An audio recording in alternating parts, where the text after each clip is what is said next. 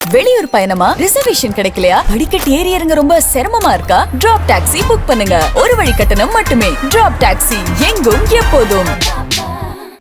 April 1ஆம் தேதி முதல் 958 அத்தியாவசிய மருந்துகளின் விலைகள் உயர உள்ளதாக தகவல் வெளியாகியுள்ளது.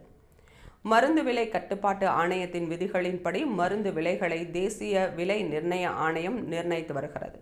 இது விலைகளை திருத்துவதுடன் மருந்துகளின் இருப்பை கண்காணிப்பது மற்றும் மருந்து கொள்கைகள் குறித்த ஆலோசனைகளையும் வழங்கி வருகிறது. அத்தியாவசிய மருந்துகள் பல தேசிய மருந்து பட்டியலில் வைக்கப்பட்டுள்ளன. தேசிய அத்தியாவசிய மருந்துகளின் பட்டியல் சந்தை நிலவரத்திற்கு ஏற்ப விலை மாற்றங்களுக்கு வழிவகுப்பதோடு மட்டுமல்லாமல் முக்கிய மருந்துகள் இந்திய மக்களுக்கு கணிசமான விலையில் கிடைப்பதையும் உறுதி செய்கின்றன.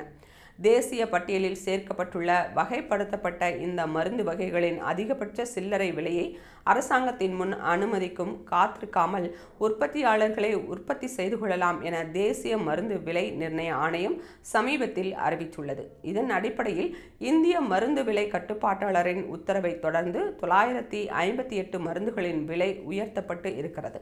இந்த விலை உயர்வு மொத்த விலை குறியீட்டில் 0.649% இருக்கும் என்று கூறப்படுகிறது. குறிப்பாக பாராசிட்டமால், அசித்ரோமைசின் மற்றும் இரத்த சோகைக்கான மருந்துகள், விட்டமின்கள், தாதுக்கள் அடங்கிய மருந்துகள், நாள்பட்ட நோய்களுக்கான மருந்துகள் உள்ளிட்டவற்றின் விலை உயர்வு ஏப்ரல் 1ஆம் தேதி முதல் அமலுக்கு வருகின்றன. மேற்கு ஆசிய மோதல்கள் தொடர்பான விநியோகிக்கப்பட்டுள்ள காரணமாக மருந்து உற்பத்தியாளர்கள் அதிக செலவுகளை எதிர்கொண்டுள்ள நேரத்தில் இந்த விலை திருத்தம் வந்துள்ளது. இந்த விலை உயர்வு சமீபத்தில் நிகழ்ந்த திருத்தங்களில் சிறிய அளவுதான் என்று கூறப்படுகிறது.